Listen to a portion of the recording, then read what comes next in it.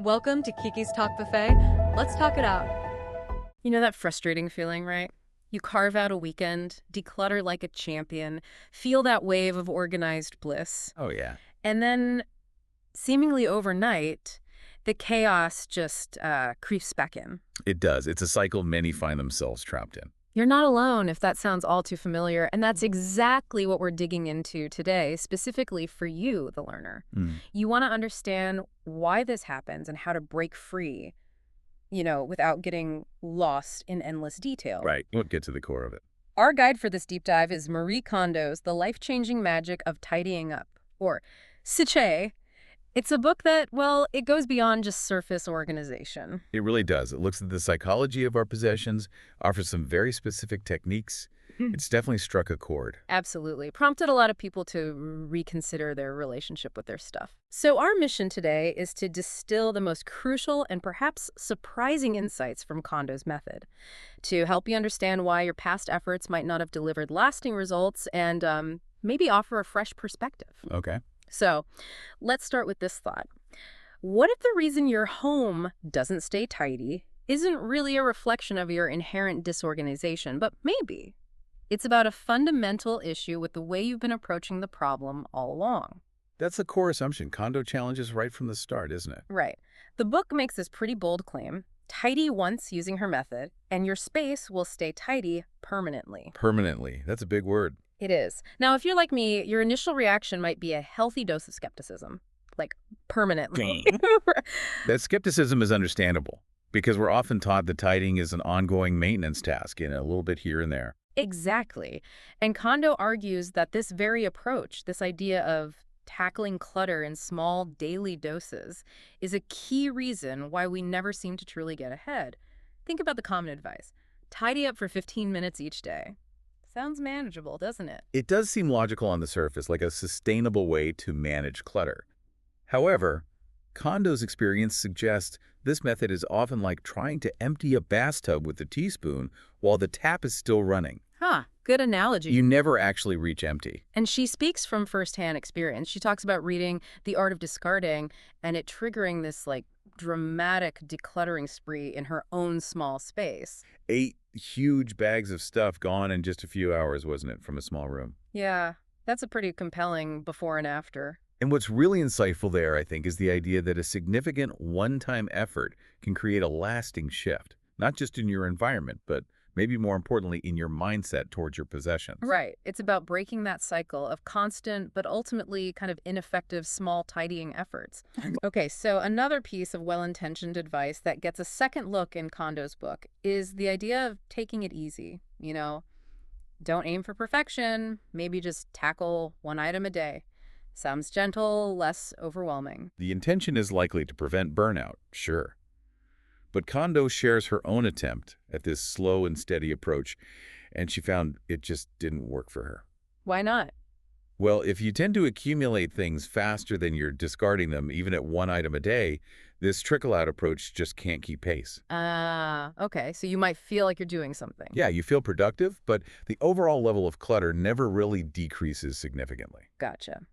Instead, the book strongly advocates for what she calls a thorough and complete tidying festival. A festival, I like that framing. Yeah, think of it as a focused sprint rather than that drawn-out marathon. And the impact of this tidying festival, according to Kondo, it goes way beyond just a clutter home.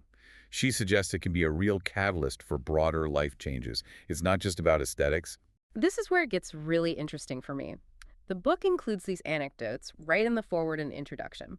People who did this big tidy and then experienced these surprising knock-on effects. What kind of things? We're talking about finally starting that business they dreamed of, or ending relationships that were really serving them anymore, even reconnecting with people from their past. Wow, so big life stuff. Yeah. And the effects weren't just emotional. Some reported improved work performance, better harmony at home, even unexpected weight loss. That's fascinating. If we connect this to a deeper insight, Kondo suggests that the act of confronting and decluttering your possessions is also a way of processing your past. How so? You're forced to evaluate the decisions and memories tied to each item, right? And that process can bring clarity to what you truly need and value moving forward in your life. kind of like tidying your mind as well as your space. Tidying your past. I like that. Okay, so let's shift gears slightly. When many of us face a messy space, our first instinct is often to buy more storage. Well, absolutely. If I just had more shelves or some nicer containers, Right. Then everything would be under control. it's a very natural response. Yeah. When things look chaotic, organizing them seems like the logical first step. But Kondo actually flips that idea on its head. She argues that focusing on storage before you've drastically reduced what you own, Uh, well, that's a fundamental mistake. it's like trying to manage an overflowing email inbox by just creating more folders, isn't it? Exactly. You're still dealing with the same volume of unnecessary stuff. It's just hidden better. And what's insightful here is Kondo's own journey.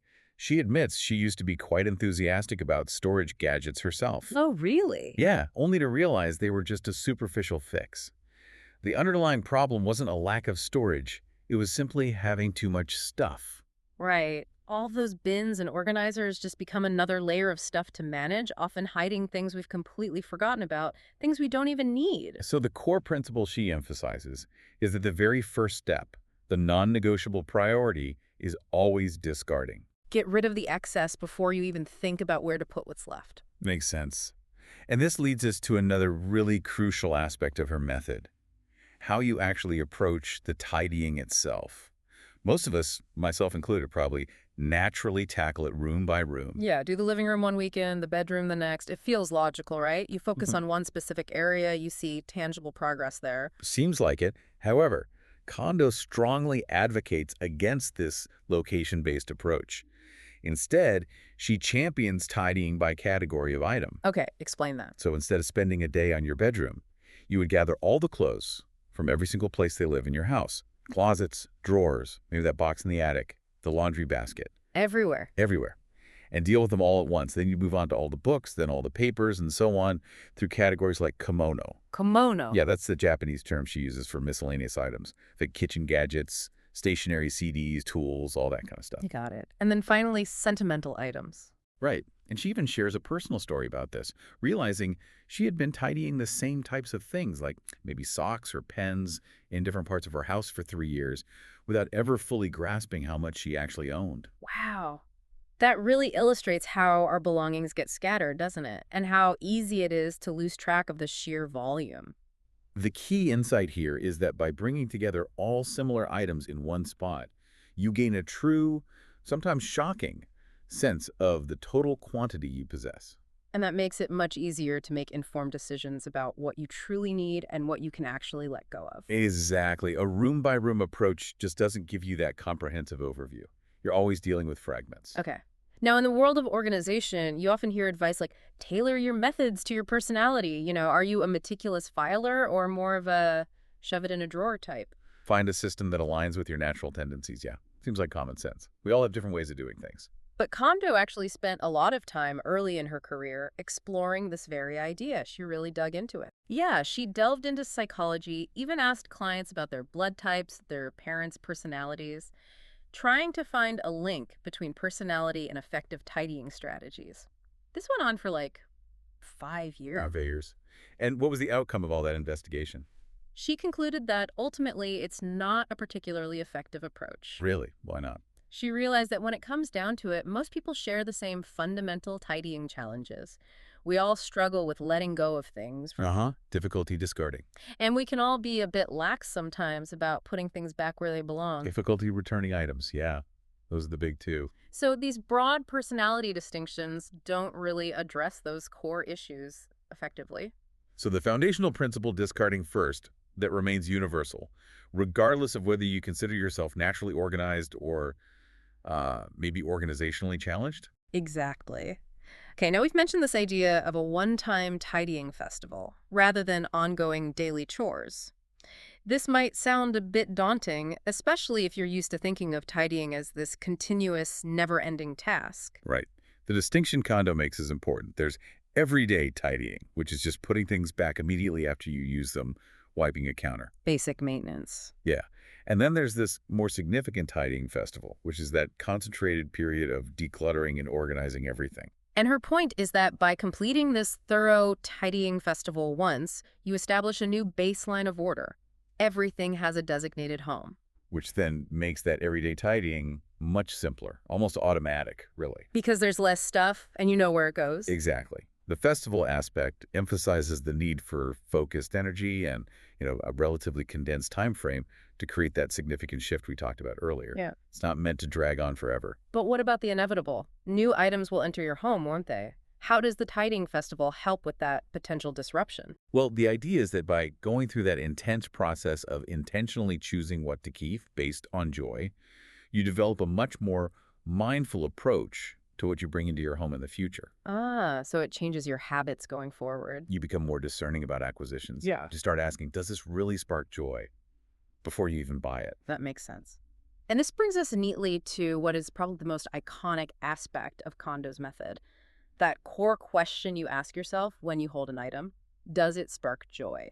It's become such a recognizable phrase, hasn't it? Totally. And it's a surprisingly powerful and um, effective criterion. It shifts the focus away from obligation and guilt. What should I get rid of? Right, the negative framing. To a much more positive affirmation and focus on value.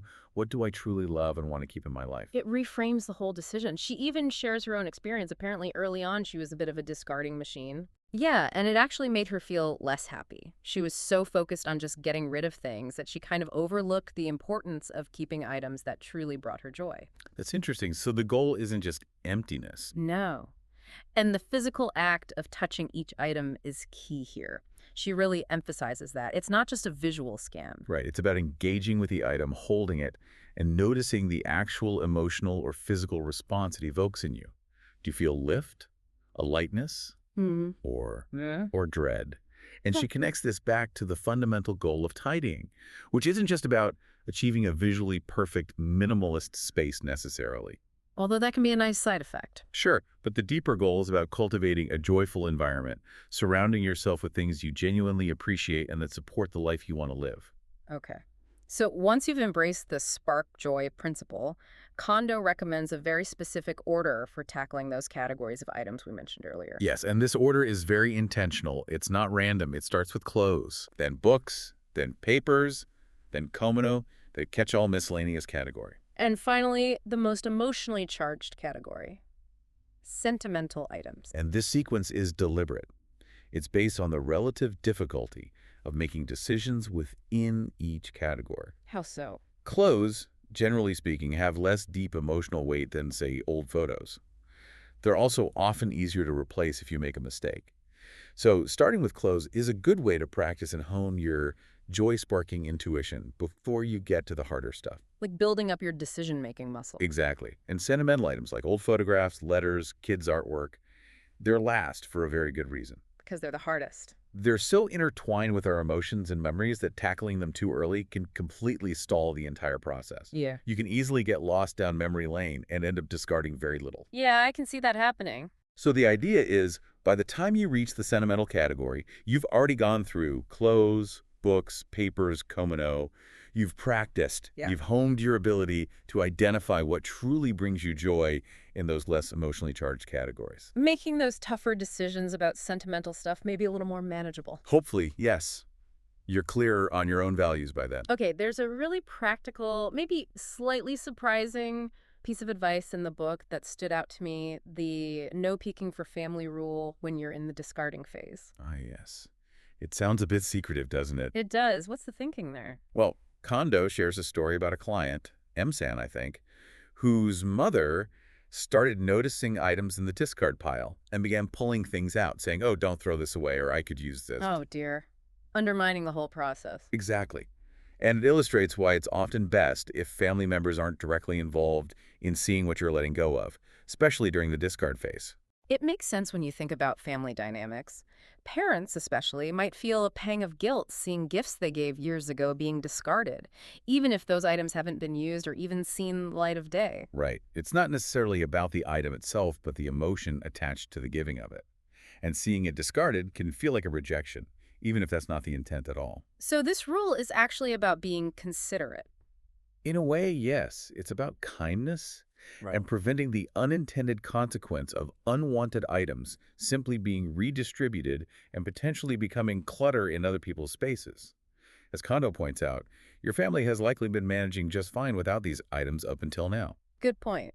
Okay, on the flip side, what about if you're all in on this tidying journey, you're feeling the magic, but your family or maybe your housemates aren't quite on the same page? That can definitely lead to some household tension. Oh, for sure. Kondo actually counts her own early attempts at secretly discarding her family's belongings. Secretly, how did that go? Not well. Ah, Didn't go over so well, and apparently resulted in a temporary tidying ban being imposed on her in her own home. ouch. Okay, lesson learned there. So, what's the more effective approach she discovered? It was surprisingly simple, actually. Just quietly and diligently focusing on tidying her own possessions, her own space, her own things. And just let them be. Essentially, yes. Yeah. She found that this often creates a kind of ripple effect. When others in the household consistently see your space becoming more organized, more peaceful, more functional, it can naturally inspire them in their own time to consider decluttering their own things. Huh. Leading by example, not by nagging or secret discarding. Precisely. It Yeah. can be much more powerful than direct pressure or criticism. And she also notes an interesting side effect. Once your own personal environment is truly in order, you tend to feel less bothered by the clutter in communal areas or other people's spaces. Really? Why is that? It's like you've created your own zone of calm and control, so the external chaos doesn't impact you as much. You've dealt with your own stuff. That's an interesting psychological benefit. Okay, another important guideline Kondo emphasizes is avoid gifting your discarded items to family members or friends. Yes. This might seem counterintuitive, right? It feels like a win-win. You declutter, someone else gets something new for free, less waste. Yeah, I can totally see the logic there. Reducing waste, maybe helping someone out who needs something. But Kondo shares her own experience of regularly giving unwanted clothes to her younger sister and realizing her sister didn't seem particularly thrilled about it. Ah, She also gives the example of another client, Kei-san, who received a huge amount of clothing from her sister over the years, most of which she never actually wore but felt obligated to keep. so what's the underlying problem with this seemingly generous practice? Often, Kondo suggests it's really a way for the giver to alleviate their own guilt about discarding something perfectly usable. By passing it on, they feel less wasteful. But you might just be burdening someone else. Exactly. You're essentially transferring your unwanted items, your decisions, and potentially creating clutter and obligation in their space, even if they don't truly need or want the item. So instead, she recommends a much more thoughtful approach to gifting, whether it's discarded items or new ones. Definitely. Ask the person what they genuinely need or want. Only offer items that truly fit those criteria and that you think they'd actually enjoy. It's about intentional, considerate giving, not just offloading your excess stuff onto others. Makes sense. Okay, now, Kondo describes tidying not just as cleaning, but as a conversation with yourself. That sounds a little introspective, maybe a bit out there for some. It is definitely about more than just the physical act of sorting and organizing. She really sees it as a profound opportunity for self-reflection. How so? She even draws a parallel to her experience doing waterfall meditation. She describes a similar sense of deep focus, heightened awareness, and connection with herself during intense tidying sessions. Wow, waterfall meditation and tidying. Didn't expect that comparison. Me neither. But it highlights the potential for it to be a mindful practice. So, creating the right atmosphere for this internal conversation is pretty important then. Absolutely. She strongly recommends a quiet environment. Minimize distractions like music or television, especially during the decision-making phase. You need to be able to tune in to your subtle feelings about each item. Right, hard to hear your inner voice if the TV is blaring. Exactly. She also suggests tidying in the morning, if possible. Your mind tends to be clearer, your decision-making sharper, and you generally have more physical and mental energy. Good tip. And then there's the practice of actually thanking items you're letting go of.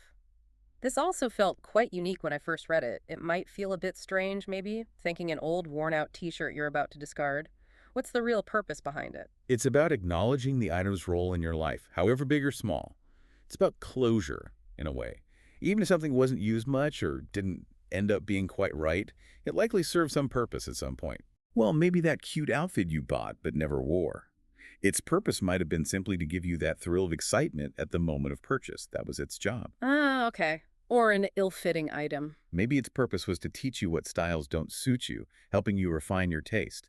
It provided a lesson. So it's about reframing the act of discarding. It's not just wasteful, but it's a way to consciously honor the items that did provide some value, even if it was temporary or just a lesson learned. Precisely. By expressing gratitude, even just a silent, thank you for your service, you can release those items with less guilt, less baggage, and make appreciative space for the things you truly cherish and will use. That's a much healthier perspective than just feeling bad about getting rid of stuff. Okay, let's get really practical now and talk about the first category she tackles: clothes. Kondo emphasizes creating what she calls a clothes mountain. That sounds like a significant undertaking. It is. It's often a visually impactful, sometimes overwhelming first step, but she insists it's essential. The idea is to gather every single piece of clothing you own, every shirt, sock, scarf, belt, from every location in your home, Closets, drawers, under the bed, laundry room, coat rack. everywhere, and pile it all together in one place, on your bed, on the floor, wherever you have enough space. The mountain. The mountain. And she has a pretty firm rule about this, right? Something about if you find more clothes later, after you've done the mountain. Yeah, I think the spirit is if you find rogue items later, they're basically automatically designated for discard. Ouch. Strict. It encourages you to be really thorough in that initial gathering phase and reinforces the idea of dealing with your entire wardrobe at once, not piece by piece over time. Hmm. She mentions the average person owns a surprisingly high number of clothing items, often far more than they realize. Seeing it all together drives that home. That initial visual of everything you own piled up must be quite eye-opening. Probably motivating too. Okay, so once you have the mountain, Kondo suggests starting with off-season clothes. Why is that a good strategy? Because it removes the immediate pressure of needing those items for the current weather or upcoming events, you can often be more objective. Right, you're not thinking, but I might need this sweater next week. Exactly. You can assess more purely based on whether they truly spark joy without the practical considerations of your daily wardrobe confusing things. She suggests asking yourself specific questions like, will I genuinely look forward to wearing this next season? Or would I want to wear this right now if the weather suddenly changed? So if there's any hesitation, any lack of real enthusiasm, It's probably time to say thank you and let it go, acknowledge the role it played, maybe it kept you warm for a few winters. and then discard it with gratitude. Right. Now, a really common habit many of us have, myself included, is demoting unworn or maybe slightly damaged or outdated outerwear or formal clothes to loungewear. Oh, I can't really wear this out anymore, but it'll be perfect for just around the house. The downgrade pile. Kondo advises strongly against this. Why? It seems practical. She explains that often these downgraded items still end up unworn even at home. They just sit in your loungewear drawer, taking up space. True loungewear, she argues, should also bring you joy and comfort. It shouldn't just be the rejects from your main wardrobe. That makes sense, actually. Why spend your precious downtime, your relaxing time, in clothes that don't actually make you feel good or comfortable? Exactly. She even touches briefly on the impact of, say, always wearing old, stained athletic wear at home.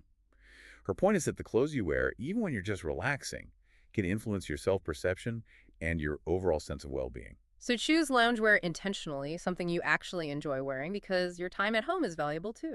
Precisely. It reinforces the value you place on yourself and your comfort. Okay, let's dive into folding. This is a big one in her method. A lot of us, maybe especially in Western cultures, tend to prefer hanging most of our clothes. We think it prevents wrinkles, maybe it feels easier or quicker. Kondo has a very different perspective. She really champions the benefits of folding. First, she highlights its superior space-saving capabilities compared to hanging, especially for things like t-shirts, sweaters, pants. Correct folding allows much denser storage. More space, okay. What else? But she also emphasizes a more mindful aspect to folding. She suggests it's a way of actually caring for your clothes, transmitting energy to them. Transmitting energy. Okay, tell me more about that. Kondo believes that the act of carefully smoothing and folding your clothes with your hands is a way of showing respect and appreciation for them. She even suggests that well-folded clothes have a different kind of energy. They feel different, maybe sit better when you wear them. That's a really interesting way to think about a seemingly mundane chore. Folding is a form of quiet communication or gratitude towards your belongings. It connects back to that Japanese sensibility of treating objects with care, I think. Okay, now, for those of us who still find folding tedious or maybe just don't think we're good at it, what's the key to making it more manageable, maybe even enjoyable, according to her method? Well, the first step, she argues, is learning the right way to fold. Many people simply haven't been taught effective techniques beyond a basic stack. Kondo's ultimate goal is for your folded clothes to stand upright in drawers, vertically, like books on a shelf. Upright. That's completely different from the flat stacking I'm used to, where everything's piled on top of each other. Exactly. And while it might seem counterintuitive, more folds might mean more wrinkles. Hmm. Kondo argues that it's actually the depth of the crease caused by the weight of stacking that creates the worst, most permanent wrinkles. Ah, the pressure from the clothes above. Right. When clothes are stacked flat, the items on the bottom get squashed. When they stand upright, there's much less pressure on any single fold. Okay, so what's the basic folding method she recommends to achieve this magical upright storage? The fundamental aim is always to create a simple, smooth, compact rectangle first. So for a t-shirt, for instance, you'd lay it flat, fold both sides inward toward the center, tucking in sleeves, creating one long, narrow rectangle. Got it. Then you fold that rectangle in half, or perhaps thirds, depending on the height of your drawer and the item itself. You're adjusting the number of folds so that the final folded package can stand neatly on its edge. She also mentions finding the sweet spot or golden point for each item. Yeah. What does that refer to? It's that specific point of balance, the perfect height and tension of the final fold, that allows that particular garment to stand upright securely without slumping or falling over. So it takes a little practice per item. It does. This will vary depending on the fabric thickness, stiffness, and the size of the item. She suggests a bit of experimentation. Lighter, floppier fabrics might need a tighter roll or fold, while thicker items like sweaters can be folded more loosely. You adjust the height of the final fold until it feels stable. And once you get it right, she says there's a surprising sense of satisfaction, like a little click. There really is. It creates such a satisfying sense of visual order in the drawer, and it makes it incredibly easy to see everything you have at a glance. Plus, you can take out one item and put it away without disrupting the entire pile. No more rummaging through stacks. Okay. Okay, finally, let's talk about how to arrange your clothes in your closet, the hanging items, to maximize that spark joy feeling we've been talking about. An overstuffed, chaotic closet can be a real source of daily stress. Absolutely. A frustrating start to the day. Yeah. So Kondo first reiterates the principle. Fold everything that can be folded happily to optimize drawer space and create that nice visual appeal. Right. For items that are hung, typically things like coats, suits, dresses, skirts, maybe blouses or delicate tops, her guideline is that they should essentially feel happy being hung. Feel happy. I Yeah. like that. It's intuitive. It is. It's about choosing to hang items that drape well, maintain their shape better when hung, or are made of fabrics prone to wrinkling if folded too much. The fundamental rule for arranging hanging clothes is, again, groups similar items together, all the dresses together, all the jackets together, and so on. Category first. Makes sense. And then she introduces the sort of secret trick for creating a more visually joyful hanging arrangement. Yeah. The rising to the right principle. Tell me more about that. Okay, it's a visual organizing technique based on how our eyes often perceive lines. Imagine drawing a gently upward sloping line across your hanging rod from left to right. Okay. You arrange your categories of clothes along the rod so they follow this upward trend. This generally means putting heavier, longer, and darker colored items on the left side of your closet, Left side. Got it. and gradually transitioning to lighter weight, shorter, and paler colored items as you move towards the right. Like a visual flow that feels more uplifting or lighter somehow. Exactly. The psychological theory is that an upward sloping line tends to feel more positive, more energetic, providing a sense of visual lightness and progression, which can have a subtle but positive effect every time you open your closet. Downward sloping lines can feel heavier or stagnant. Interesting. How do you apply this with all the different categories of clothing you hang? She provides a general order to follow from left to right. Start with coats, heaviest, longest, then dresses, then jackets, then pants, then skirts, and finally shirts, blouses, lightest, shortest. Okay, so category order left to right first. Yes, and then within each of those categories, you apply the same rising to the right principle again. So within the coat section, hang the heaviest, longest, darkest coats on the far left, moving towards lighter, shorter, paler coats on the right of that section. Same within dresses, jackets, etc. Wow. Okay, so it's quite specific. It's not just about making it look pretty. There's a deeper intention to create a sense of calm, order, and maybe even optimism every time you interact with your wardrobe. Precisely. She emphasizes the overall feeling of calm, control, and lightness that this type of organized closet can bring, and how it naturally reinforces the categorization you work so hard to establish during the sorting process. It just feels better. Okay, let's try and summarize the absolute core insights from our deep dive into Kondo's tidying method, especially for you, the learner, listening in. Yeah, I think the most impactful takeaways are, first, the necessity of that comprehensive one-time tidying festival to really break the cycle of recurring clutter. Yeah. Forget the little-by-little approach if it hasn't worked. Right. Second, the power of discarding by category, not by location, so you can truly assess the volume of your possessions. Gather it all. Third, using that spark joy criterion as a positive and surprisingly effective guide for decision-making. Focus on what to keep, not what to toss. And fourth, following the recommended order of decluttering, clothes first, then books, papers, kimono, and saving those tricky sentimental items for last. Build that decision muscle first. Exactly. And remember, the learner, this deep dive was really designed to give you a clear framework, some engaging ideas, and actionable insights so you can approach tidying with a maybe fresh perspective and hopefully achieve lasting results without feeling totally overwhelmed by it all. Yeah, we hope you've had maybe a few key aha moments during our discussion, and perhaps you're already considering how these principles might reshape your own relationship with your belongings and your space. So maybe think about it. Based on what we've discussed today, which category of items, clothes, books, papers, kimono, sentimental, do you feel most ready or maybe most inspired to tackle first? No pressure, just a thought. And now, for a final thought to ponder as we wrap up. Having explored the potential for a truly tidy space and the kind of unexpected life changes it might unlock, what is just one item, maybe small, maybe big, that you feel ready to thank and let go of right now? Every topic's got a taste, so like, share, and subscribe now. Your next plate's coming soon.